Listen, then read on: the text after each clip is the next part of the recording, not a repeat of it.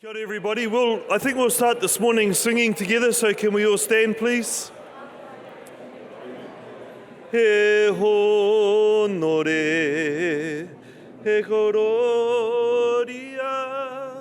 mga rongo, te whenua, whakaro, paie, ki ngā tangata katoa, ake ake.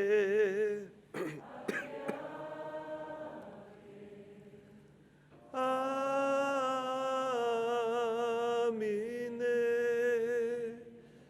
te atua,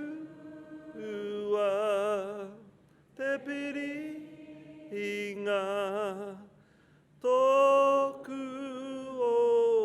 oranga. Hei mua koe ia mātou i hoi tautu ia mātou mai katoa, ko koe anō hoki hei whakaka ia mātou kia whai korori ai koe ia mātou mai katoa. He mea timata e me mahi, he me whakaoti e roti a koe kia whiwhi ai mātou ki te ora tonu i te mea ata whai tia nei e koe.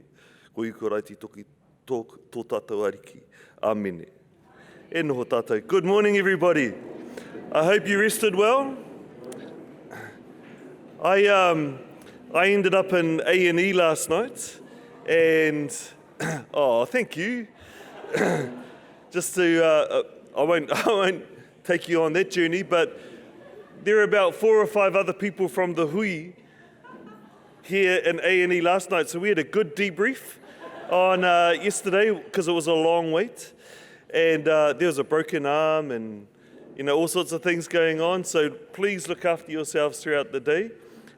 These conferences can be very tiring, but also hopefully nourishing for the soul and beneficial for your spirit. I've got a few announcements to prepare us well for this morning.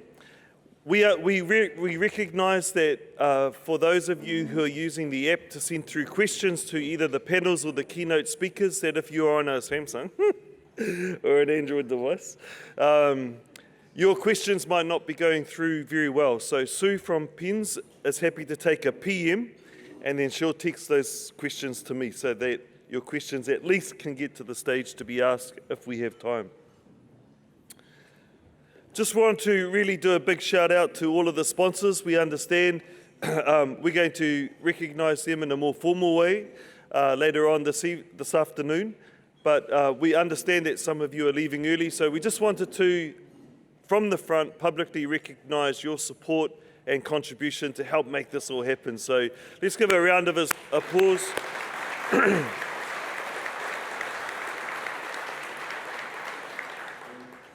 There's been a number of questions about will the PowerPoint presentations that keynotes and panel members are using, will they be shared?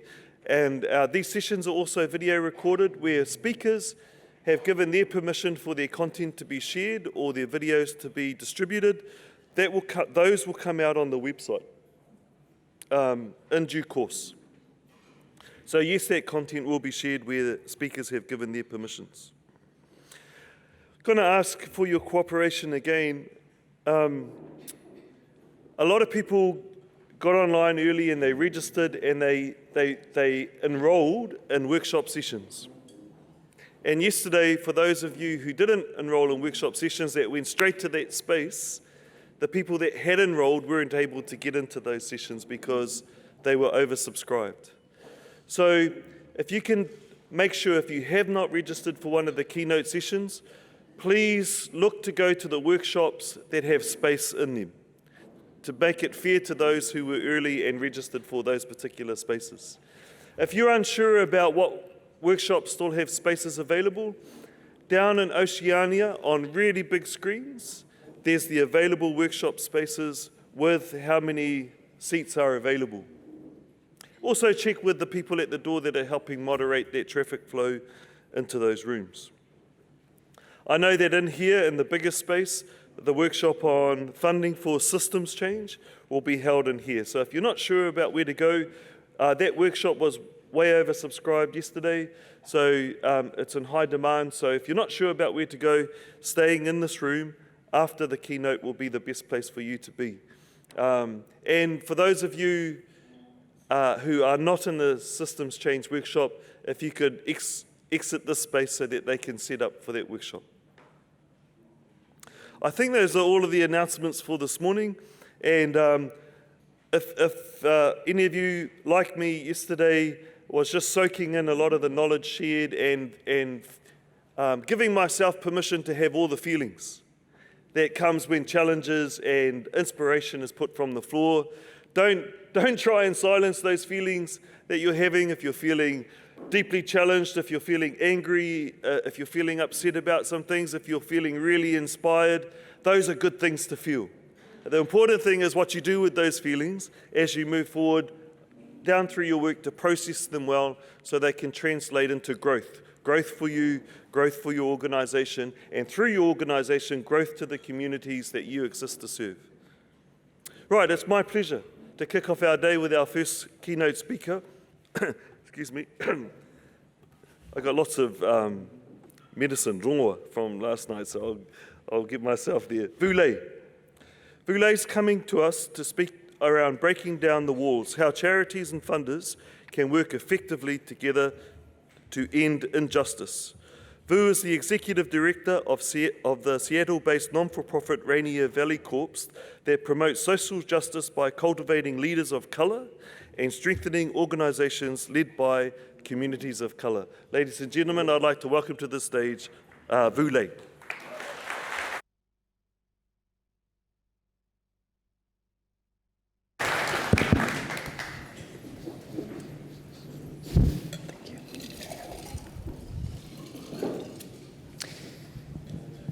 Tina koto katoa. Good morning, everyone. Thank you so much for having me here. I really appreciate it. I want to begin my speech by apologizing on behalf of the United States of America for everything, including, I think, this week when we refused to sign the online terrorism agreements here. So I'm very sorry for this. And I'm really glad to be here. This is my very first time in New Zealand. And it has been so amazing. It has been really been uplifting. It's been rough the last few years, and it's just nice to be here. And I've just been amazed. We went to Waiheke Island, and you all have some amazing wines here, and we tried everything, basically. And I am just so appreciative of just the respect for Maori culture, the fact that the reo Maori is used and understood, and it's just a normal part. And this is something that has been challenging us in the United States because we still have many challenges for our Native communities. Even our Seattle, which is named after Chief Seattle, one of the Duwamish tribe, is still trying to get federal recognition over there. And I've just been very inspired to be here today. I do feel like I am invited to a party. I'm kind of crashing a party that I don't belong to because I'm not a funder. I run a nonprofit in Seattle called Rainier Valley Corps. We're just trying to bring more leaders of color into the nonprofit sector and help organizations led by and serving communities of color. So I feel like I'm crashing a party, and when that happens, I usually try to steal as many office supplies as I can to bring back to the office. I got like 8 Te Papa pens. So I think it's going to be a good Christmas for my staff. Right. Breaking down walls, how charities and funders can work to end injustice. By the way, I got so inspired over here, and because originally I was really sad, and the original title of this keynote was, "Nothing is going to change, it's just hopeless, hopeless, everyone."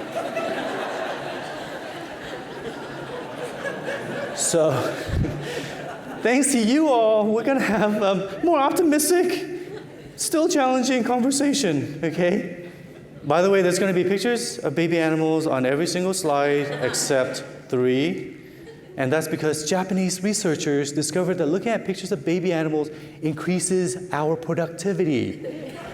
They did an investigation on this, where they had people looking at pictures of baby animals for 10 minutes, and they were more productive. The baby animals have nothing to do with the content of what I'm talking about whatsoever, okay? What are we talking about today?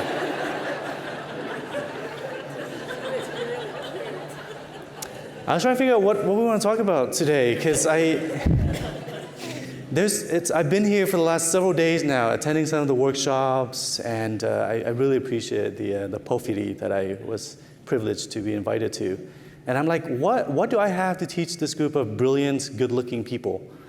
And I really don't, because you all know your community much better than I do. What I can do, though, is I have been traveling around, talking to different nonprofits, and I can convey some of the feelings that they have, because they may not be in this room to say the things and do it in a brutally honest way, right? Because of the power dynamics that we have. And because none of y'all are funding my organization, I can say whatever, right? And be very honest with you all, okay? So we're going to talk about some of the challenges, some of the frustrations that nonprofits are dealing with, and what we can all do to be effective. And we're going to end with how amazing we are. That's basically the entire agenda, okay? First, some disclaimers. I have a 6-year-old and a 3-year-old, and I have not slept in 6 years. And if you have a baby, you know that it's like having a baby is like getting a multi-year grant from the government, At first you go, yay! And then you're like, oh my God, this is so much work. And you can't put it back, because that's just uncomfortable for everyone, and it's just... So I've been hallucinating a lot, right? Disclaimer number 2 is that I don't claim to be an expert. I just write a blog called Nonprofit AF. It used to be called Nonprofit with Balls, but I changed it to Nonprofit AF to be less provocative. And I run a nonprofit in Seattle. I've been an executive director and a fundraiser for the last 12 years. But that does not make me an expert in anything. This is just one person's point of view. It's just that if you write a blog long enough, someone is going to invite you to Aotearoa, New Zealand, to give a speech. Right? Doesn't mean that you know what you're talking about at all. So please feel free to disagree. We also have a deep dive workshop after my keynote, so we can go further into many things. And the other disclaimer is that I don't claim to represent anyone except myself. It's easy for people to say, oh, Vu, he's up on stage, he must represent all people from the United States, or all people of color, or all attractive, intelligent people everywhere. No, this group, you're on your own, okay? There's been a lot happening in the sector right now. And I think we have to start talking about this sort of, I kind of see it as this necessary existential crisis in the sector, a good one. Because people have been talking about how do we do better, and we haven't really been talking about, well, how are we not perpetuating the injustice we're trying to fight at the same time? This reminds me of my 3-year-old. We've been doing gardening, right? And I'm trying to be very patient doing gardening with toddlers, right? And he got really excited, and he was like, look, Daddy, I planted this seed. And I was like, oh, baby, that's so great. Let's water it and watch it grow and all this stuff. And then I looked back, and he had trampled over like 18 seedlings on the way to planting this one seed, right? His one charred seed has destroyed these like seeds I had nourished for months indoors. Right? This is kind of a good metaphor for what our sector is going through right now. And it's not just philanthropy, it's like the way we do data. Do we weaponize data? The way we do fundraising? Are we creating the savior complex and poverty tourism?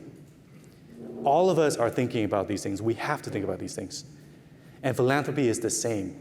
We have to think about some of the challenges that we're doing and not just feel really good about the good things that we're doing, but like what are the things we have trampled on the way to trying to plant this one seed and hope that it will grow.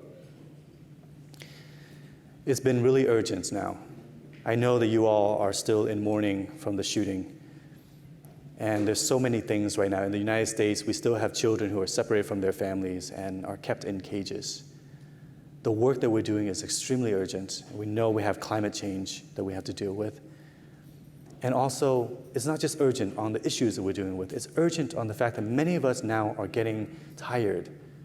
The last few days, I've been talking to a lot of charities in New Zealand, and many of them feel the same frustrations that we feel in the United States, in Thailand, in Switzerland, in the UK. And a lot of people, especially leaders of color like me, we're getting really tired, and we just want to leave the sector. And in Seattle, a lot of us become real estate agents. And this is a serious problem, not real estate, but like people leaving. So we gotta think about what are things we just can no longer afford to think about. These are things moving forward for the future of our sector we just can no longer afford to think about or deal with anymore. Overhead. Overhead is not something, we're getting really tired of this constant focus on overhead. All right, it is exhausting, playing this funding Sudoku of who's paying for what. And we've been very nice. Nonprofits, we've been very nice. We attract really nice, compassionate people, so we don't fight back against this. But there is so much now. This is something we just don't have time for anymore. And I use this sort of metaphor just to see how ridiculous it is. And I want you all to really start using these types of metaphors because a lot of people from outside our sector don't really understand. Imagine we had a for-profit, and I'm going to call it the Dusty Apron Organic Gluten-Free Bakery because I'm from Seattle. And all of our baked goods are gluten-free and made out of recycled water bottles. And someone comes in and says, hey, I want to buy a cake from you to serve 20 gluten-free veterans. How much would it cost to serve 20 gluten-free veterans? And we go, oh, it'll be $50 for this cake. And then the customer goes, well, I'm just going to pay $10 because I don't believe in paying 100% of any cake. So you have to go and find other customers who will pay for this cake. And then we go, oh, sure, there's lots of people who care about gluten-free veterans. We'll find them, and they'll match your $10. And then the customer goes, well, here's my $10, but with this $10, you can only buy 1 egg and 1 stick of butter. No vanilla. Vanilla does not align with my priorities this year. And none of this money can be used for the electricity for your oven because that does not directly benefit gluten-free veterans. And if you decide to change your ingredients or the way that you bake, you got to email me 3 weeks in advance to change the baking plan. This is what we deal with. This is overhead. And we spend all this time trying to figure out who is paying for the eggs and the butter. One customer only matches butter if someone else pays for an equal amount of butter. No one will pay for the broken thermometer. No one will pay for the salary of the chef making the cake. And at the end, you know who suffers? It's the gluten-free veterans who suffer.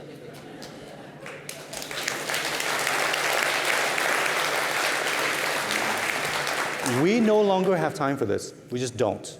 And it's become so urgent that I'm now using a new metaphor, which is that we nonprofits are like firefighters putting out the fires of injustice. And every 3 or 4 steps, someone stops us and says, hey, I want to make sure that the money I'm paying you to put out these fires is being spent on the water and not the hose. What is your hose to water ratio?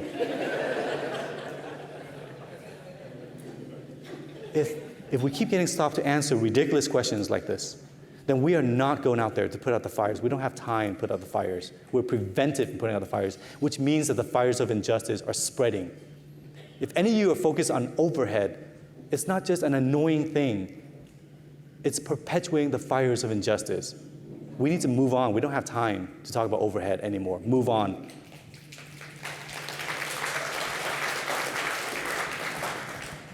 Sustainability. I don't mean in the environmental sense. I mean the sustainability in the sense that if we nonprofits just work hard enough, we'll find a way to sustain our programs. And then we'll never have to worry about writing a grant to you again.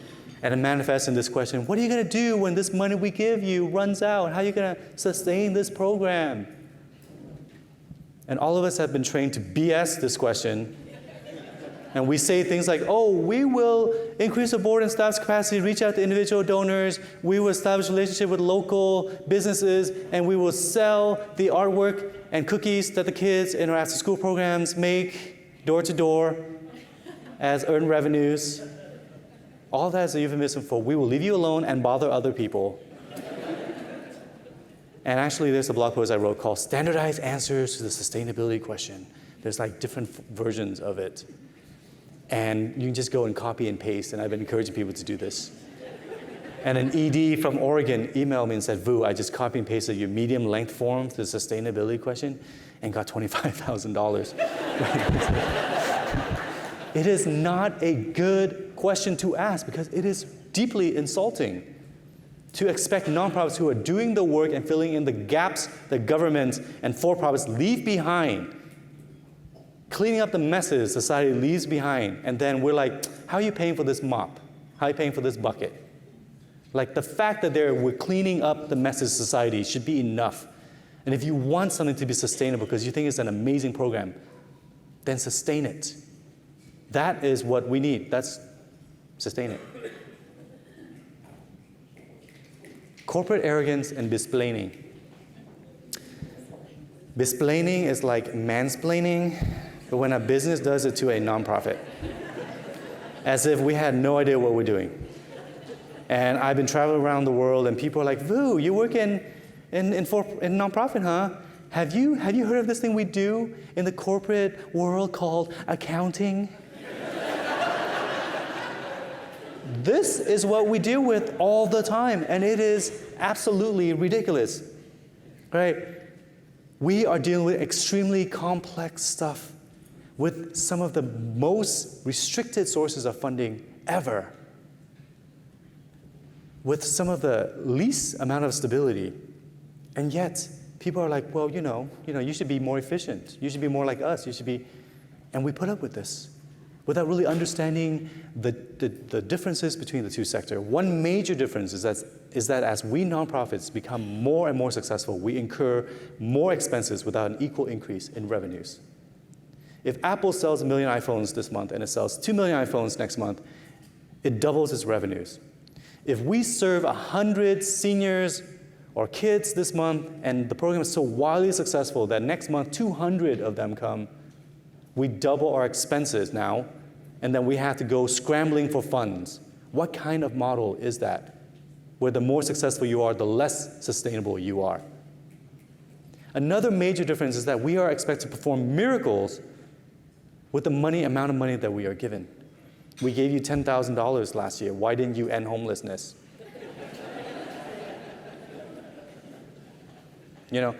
Expected to perform miracles. Imagine if we have the same expectations on Apple. Imagine we go to Apple and we say, hey, Apple, you sold 1 million iPhones this month. That's really great, but that's like an output. That's not really an outcome, Apple. I want to know, Apple, of the 1 million iPhones you sold, how many people used their iPhones to update their resumes and then got jobs because of their iPhones? Or how many seniors fell and broke their ankle and then used their iPhones to go onto WebMD and learn how to foster a tourniquet for their broken ankle, and then they didn't go to the emergency room, and so they saved taxpayers' money. How much in taxpayers' money did you save, Apple? But these are the questions asked of nonprofit. We don't go to Apple and we say, hey, I want to buy an iPhone. Here's $900. I don't want more than $20 to be spent on Tim Cook's salary. None of this can be spent on research and development. And I want a financial accounting of this money. Not your overall finances, just my specific $900.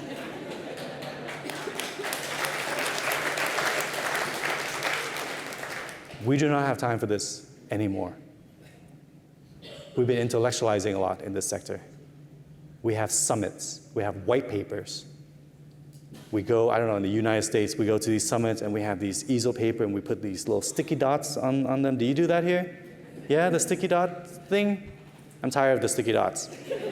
Okay, I don't care if they're compostable or whatever. Okay, we just like communities are dragged to these summits and put the sticky dots on priorities. I always joke that in Seattle, if you're walking down a dark alley and you feel like someone is following you, it's probably someone trying to invite you to a community engagement summit. Right? It's like, psst, hey buddy, come to this summit on equity. We got you some sticky dots. You get 5 sticky dots. You can put on different priorities, or if you really care about one priority or two, you put more than 1 sticky dot on a priority.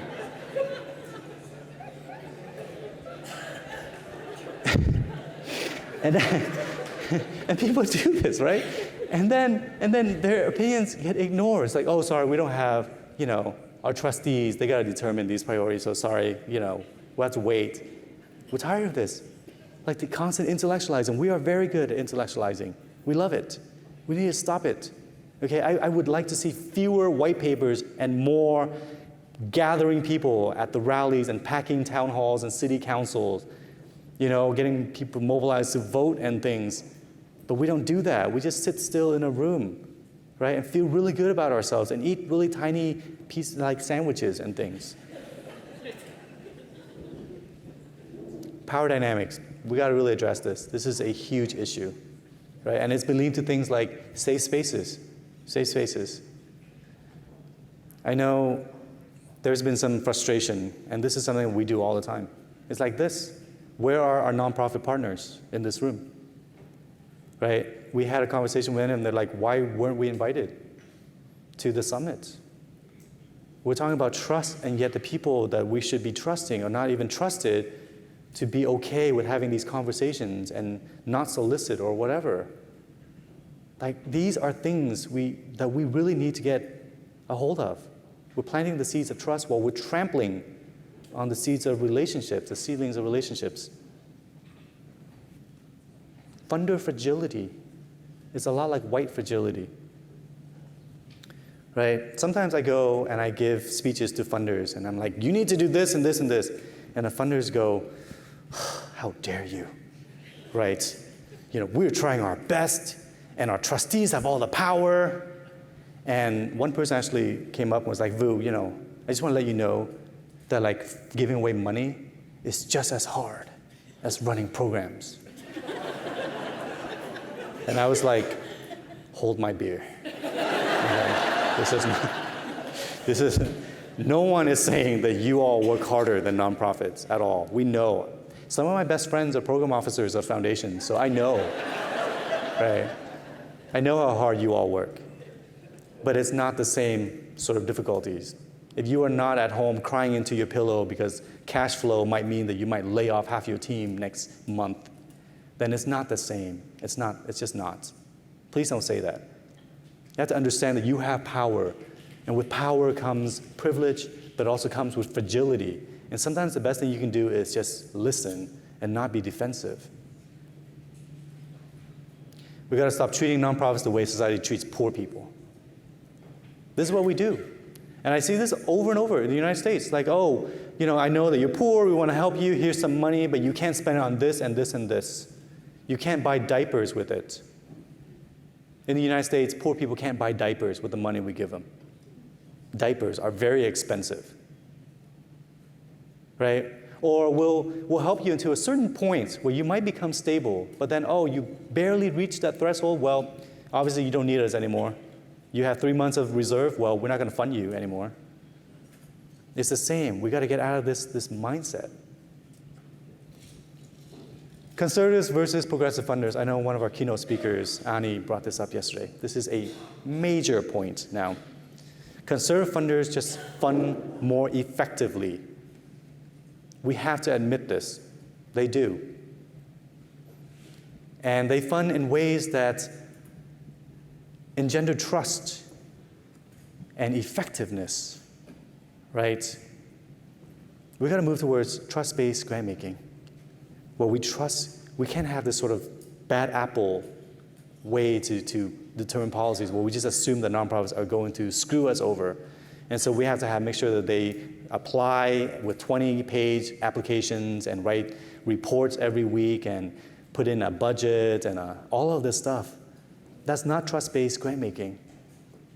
What does trust-based grant making look like? I remember a funder called me up and said, Vu, we love what you're doing, trying to bring more leaders of color into the sector, and I want to help. But I know you're very busy. So can you just find me a grant that you had written to another funder that really explains your entire work and just forward it to me? Don't even worry about changing the name of that funder. I don't care. Just forward it, whatever you sent them, over. And a tear rolled down my face. And I hung up the phone, and I looked through my phone, my email, my phone, and found a grant that I had spent 40 hours working on with a 10-page narrative, a logic model, a theory of change, a bespoke budget, several attachments, the blood type of every board member. I don't know why they wanted that. And I just forwarded this entire package. It took me less than 2 minutes to do, and we got $40,000. per year for 4 years from this 2-minute application. This is what trust-based grant making looks like, right? And I know $40,000, that's still a lot for a small organization, but it's the trust. This will be the last foundation that I want to let down. Give like you do during tragedies and natural disasters. This is another thing. When we intellectualize, we just intellectualize, and then we're suddenly an earthquake strikes, Hurricane Maria in Puerto Rico or wherever, and all the funders suddenly stopped intellectualizing and saying, oh, we have to move funding. We have to get together really quickly. Let's get everyone together. And within a week or like 2 days are able to mobilize funding to communities that really need it. But is injustice not as urgent? Are black people getting shot on the street because they're black not as urgent as a hurricane? Are children being separated from their families and locked into cages right now not as urgent as an earthquake? Why do we intellectualize about these things but not these things? Strengthen organization, leaders, and movement. This is another thing that conservative funders do really well that we don't do so well over here. We focus on one thing. We go, oh, we're going to fund you if you work on early learning. That's it. And the early learning people are like, well, we also need to address homelessness and mental health and employment for parents. And we also need to address the fact that these kids will grow up. So we need to have programs at the youth development level and college and everything. And the funders often go, no, we're only interested in early learning. On Tuesdays, programs that run on Tuesdays are the only ones we're going to fund. This is not how it is. Everything is interrelated. And the more that you focus on specific, isolated things, we forget about the ecosystem. And we perpetuate this Hunger Games where nonprofits are out there fighting with one another instead of working together as a system, an ecosystem. Focus resources on marginalized communities. In the US, 90% of funding goes to white-led organizations who then trickle down funding to the smaller grassroots organizations. I call it trickle-down community engagements. This happens over and over. Mainstream white-led organizations get large grants. Grassroots, POC-led or LGBTQ or people with disabilities-led organizations or rural-led organizations get tiny amounts of money, which are actually more burdensome than these larger grants. I know multi-million-dollar grants that can be funded with just a 2-page concept paper, whereas my friend, an ED of color, had to do a 6-page narrative and 10 attachments and a logic model for $5,000 and got rejected for the 3rd time, and she nearly quit the sector. Fund 10 years at a time. This is another thing assertive funders do. We think that maybe 3 years is amazing and revolutionary. 5 years is miraculous. 5 years is what it takes just for an organization to get to stability. We're playing funding hot potatoes over here. And every 3 or 4 years, we get reset. How do we make any sort of progress here? When we don't know we can actually hire the staff. We don't know if we're going to be having the funding to actually stay in this sector. Conservative funders fund 3 decades at a time.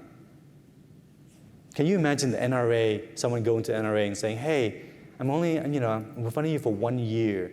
How are you going to sustain this NRA program, after 1 year when our funding runs out? The NRA is so strong in the US because they know they have consistent funding over years and years. Take risks and accept failure. We freak out about this a lot. We also need to understand that there's a privilege in failure. That is oftentimes white men who get the privilege to fail, right? And the support. And they're like, oh, you failed. And I'm getting really tired of people writing these sort of like, oh, look at me and my failures, all this stuff. Right? I'm like, that's great. But imagine if someone, a woman of color or a person with disability goes on and says, this is how I failed. Then it becomes, oh, well, you represent your entire race or ethnicity now, your entire community. So the privilege to fail is not equitably distributed among all people.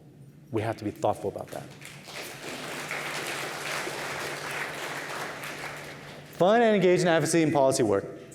We can't just think that we're above the fray. This is another thing that just have been really tiring and exhausting for progressive funders.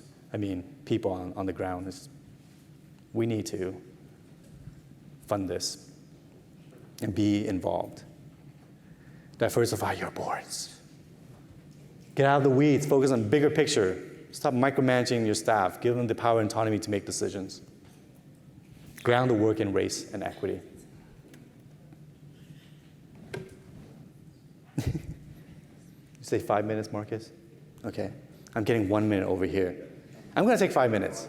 Okay. Thank you, Terry. Yeah, I appreciate that. Ground the work in race and equity. Okay. You actually are doing this way better than we can. In the United States, if you mention the word colonization, people freak out.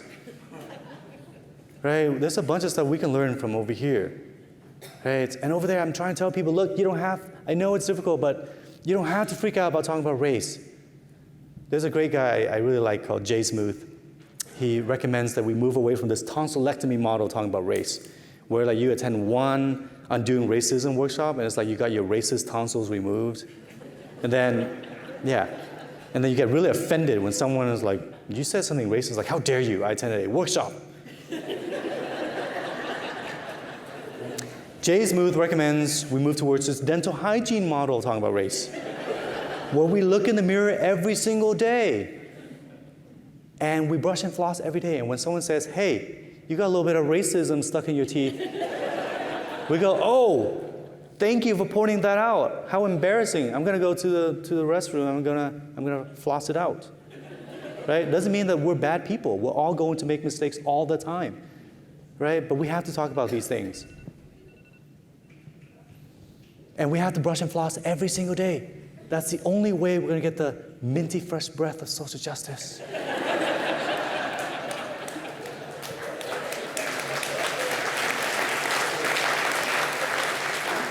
Thank you. Of course, I've been criticizing you all a lot, but these are things that nonprofits have to do too. Real quickly, we gotta stop lying to you all a lot. We lie a lot, okay? We're playing this Hunger Game, which is like fighting one another to death all the time. We gotta collaborate more. We gotta fundraise in a way that does not perpetuate savior complex and poverty tourism. We gotta get out of scarcity, martyrdom, S&M. Get a grasp on race, equity, diversity, and inclusion. What funders must do, just to summarize. Treat nonprofits as partners, not freeloaders. Start with trust, not suspicion. Simplify your processes. Multi-year general operating dollars, my God. Get over sustainability. Redefine qualification. It can't just be whoever writes the best grant proposals anymore. Significantly fund marginalized communities. Stop budget testing. That's when you fund an organization 10% of its budget. Well, that means smaller organizations will only get a tiny amount. That's not equity. Be thoughtful about data, track record, and whether they're being weaponized against communities. Take risks at failure, build organizations. Fund faster. If it takes you longer than it takes for the average couple to conceive and give birth to a baby, you're taking too long. And increase your payout. This 5% thing that we have, it's like a house is on fire, and you're like, I'm only going to use 5% of the water to put out this fire because I'm saving the other 95% for future fires. The future fires are caused by existing fires that we do not put out. Increase your payout. Diversify your board. Have conversations about race, colonization, and equity. Okay, you can snap a picture of this. Okay, great. All right, I want to end with, I know that's a lot, so just baby animals for the next 3 slides.